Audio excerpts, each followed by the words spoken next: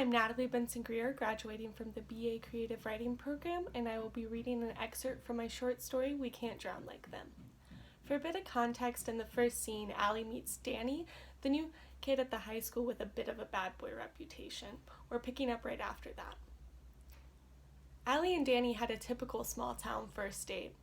They drove 30 minutes in Danny's blue pickup truck to the nearest thing of beauty. Lake Silva was tucked into a valley deep into the Appalachian Mountains. At night, the dark mountains cut across the glowing mess of stars and blue sky. Decades, or maybe even a century ago, someone bought the little town of Silva and decided that'd be a nice place for a lake. So they broke the dam and filled in the valley with water. Mailboxes, street signs, a jewelry store, a bank, a courthouse, all drowned right there. If it was windy enough, you could hear the old church bells ring. When Allie and Chelsea were kids, they'd swim out into the center of the lake. On the really windy days, that low ring of the bell seemed to swim through the water and up Allie's spine.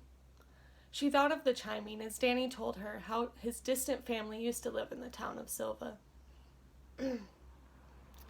They stayed in Annie's truck bed that night and laughed and kissed. They looked at the lake. The water's surface rippled under the moon and stars.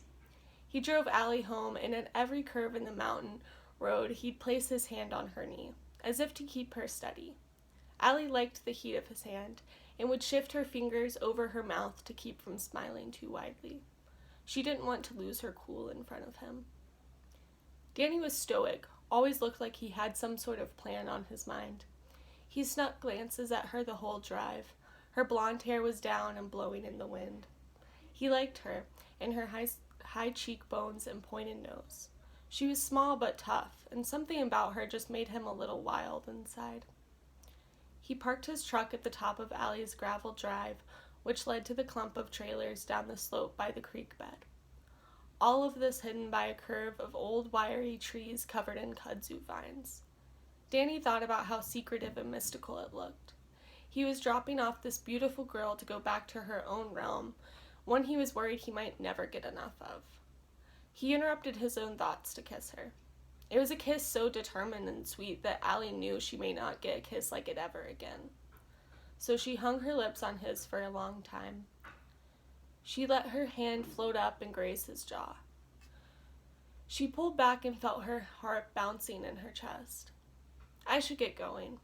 She unclicked her seatbelt and hopped out of the truck.